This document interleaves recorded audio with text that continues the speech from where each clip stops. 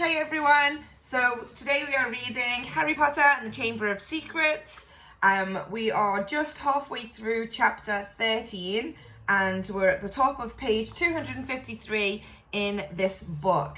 And at the moment, Harry's dropped his diary. Well, it's not his diary, it's T.M. Riddle's diary, and Malfoy's taken it away from him. Okay, so let's start. Percy said, as a school prefect. But Harry had lost his temper. He pulled out his wand and shouted, Expelliarmus! And just as Snape had disarmed Lockhart, so Malfoy found the diary shooting out of his hand into the air. Ron, grinning broadly, caught it. Harry, said Percy loudly, no magic in the corridors. I'll have to report this, you know. But Harry didn't care.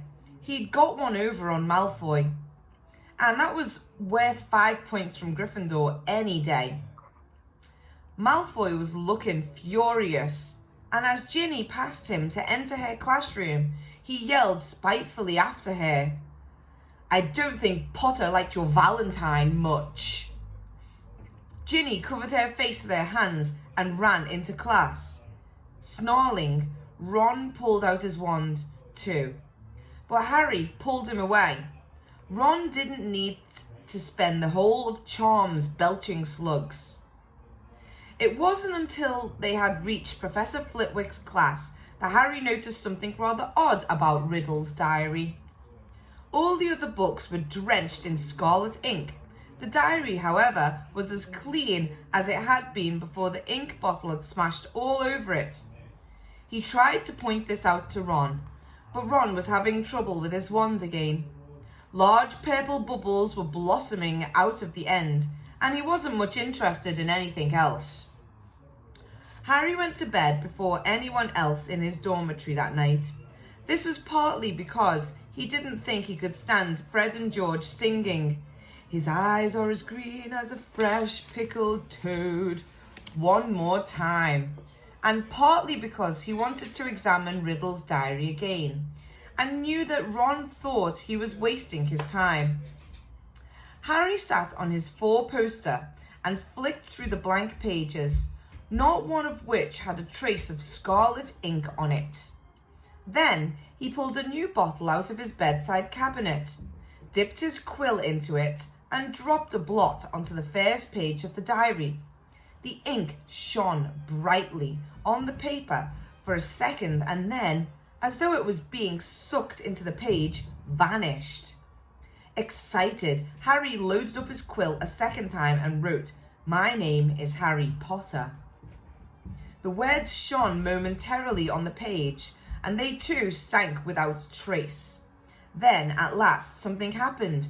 Oozing back out of the page, in his very own ink, came words Harry had never written. Hello, Harry Potter. My name is Tom Riddle. How did you come by my diary? These words, too, faded away, but not before Harry had started to scribble back.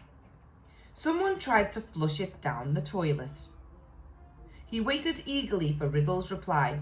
Lucky that I recorded my memories in some more lasting way than ink. But I always knew that there would be those who would not want this diary read. What do you mean? Harry scrawled, blotting the page in his excitement. I mean that this diary holds memories of terrible things, things which were covered up, things which happened at Hogwarts schools of witchcraft and wizardry. That's where I am now, Harry wrote quickly. I am at Hogwarts, and horrible stuff's been happening. Do you know anything about the Chamber of Secrets?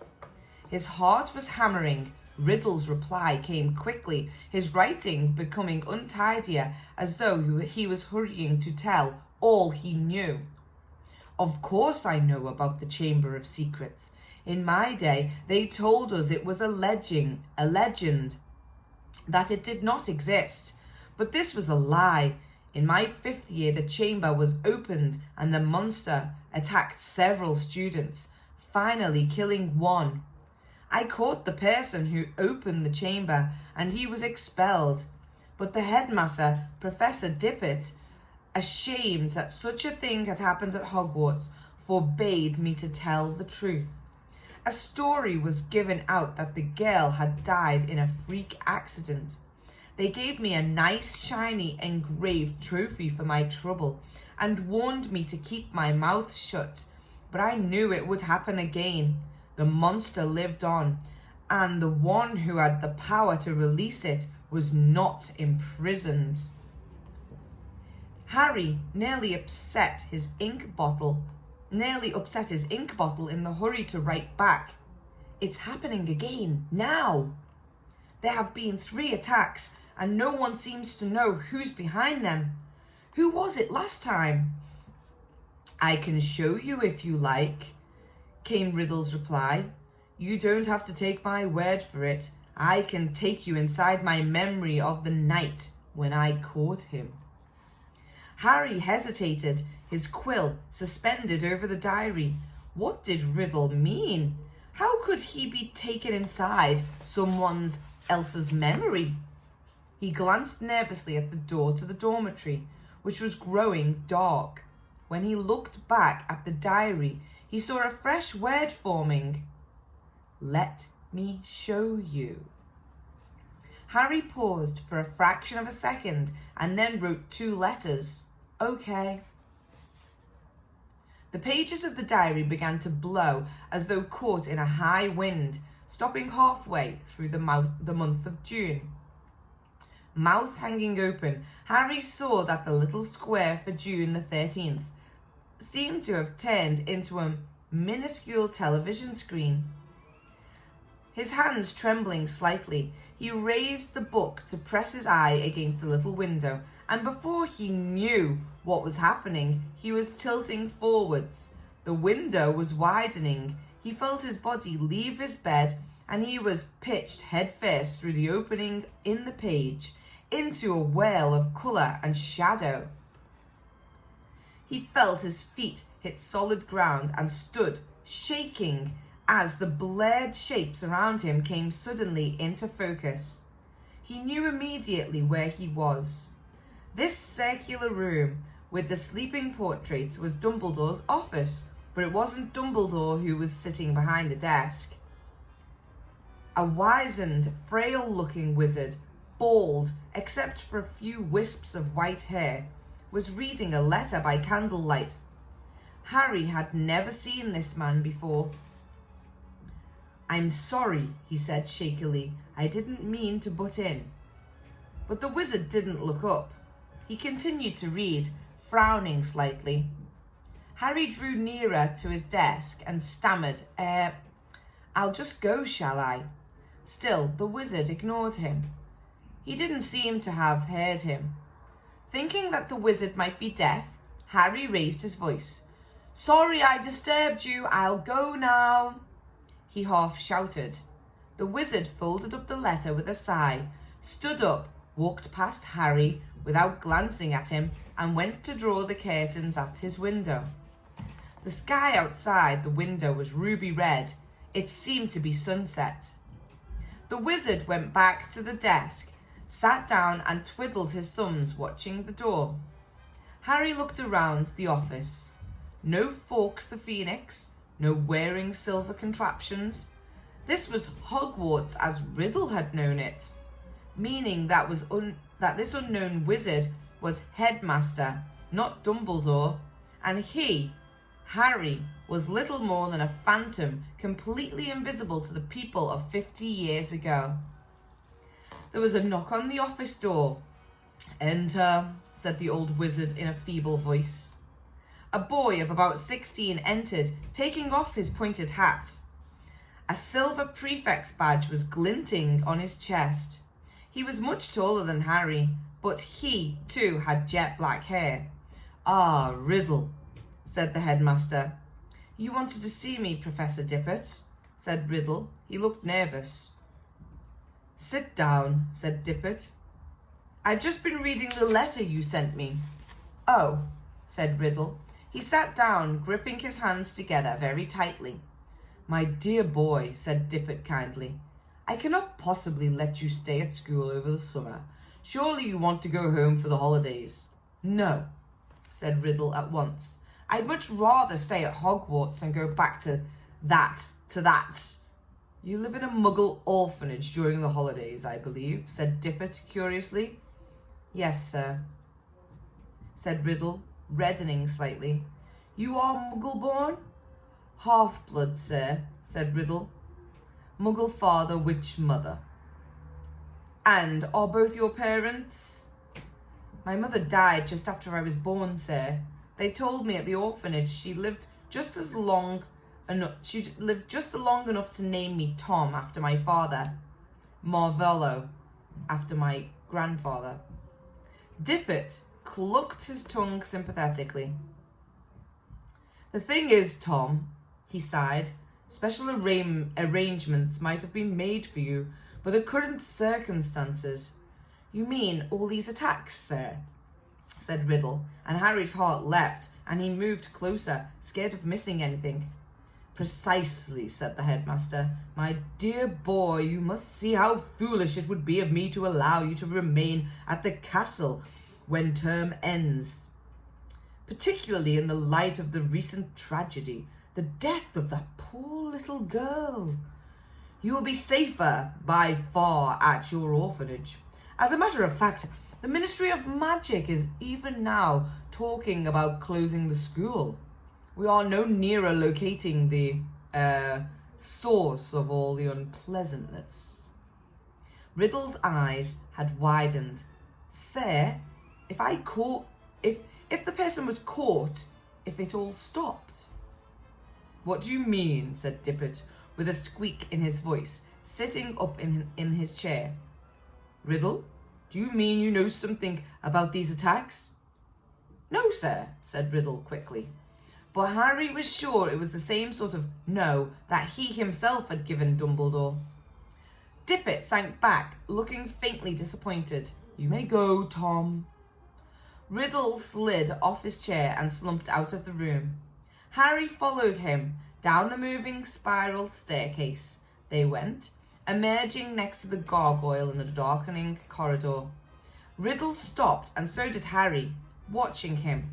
Harry could tell that Riddle was doing some serious thinking. He was biting his lip, his forehead furrowed. Then, as though he had suddenly reached a decision, he hurried off, Harry gliding noiselessly behind him.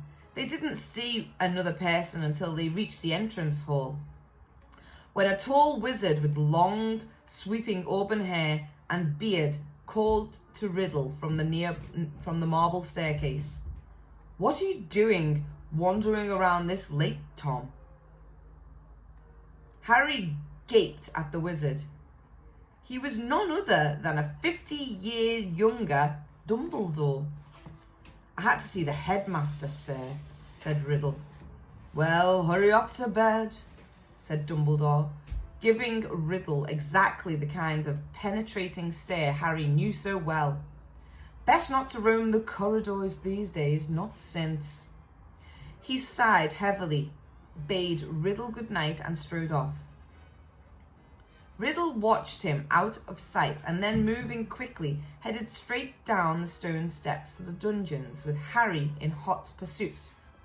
But to Harry's disappointment, Riddle led him not into a hidden passageway or a secret tunnel, but the very dungeon in which Harry had potions with Snape. The torches hadn't been lit, and when Riddle pushed the door almost closed, Harry could only just see Riddle standing stock still by the door, watching the passage outside. It felt to Harry that they were there for at least an hour. All he could see was the figure of Riddle at the door, staring through the crack, waiting like a statue. And just when Harry had stopped feeling expectant and tense, and started wishing he could return to the present, he heard something move beyond the door. Someone was creeping along the passage. He heard whoever it was pass the dungeon where he and Riddle were hidden. Riddle, quiet as a shadow, edged through the door and followed. Harry tiptoed behind him, forgetting that he couldn't be heard. For perhaps 5 minutes they followed the footsteps until Riddle stopped suddenly, his head inclined in the direction of new noises. Harry heard a door creak open, and then someone speaking in a hoarse whisper.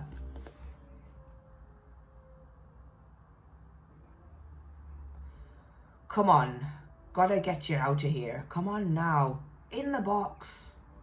There was something familiar about that voice. Riddle suddenly jumped around the corner.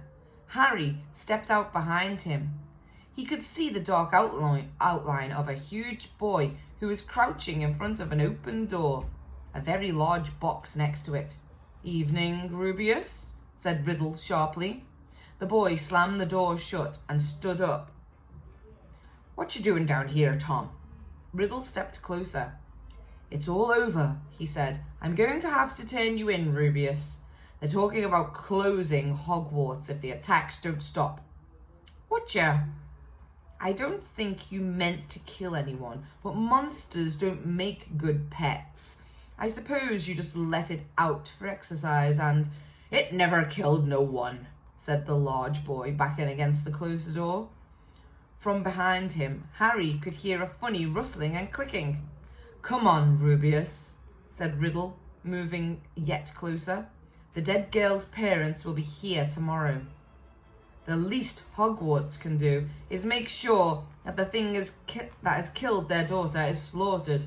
"It wasn't him," roared the boy, his voice echoing in the dark passage. "He wouldn't. He never." "Stand aside," said Riddle, drawing out his wand. His spell lit the corridor with a sudden flaming light.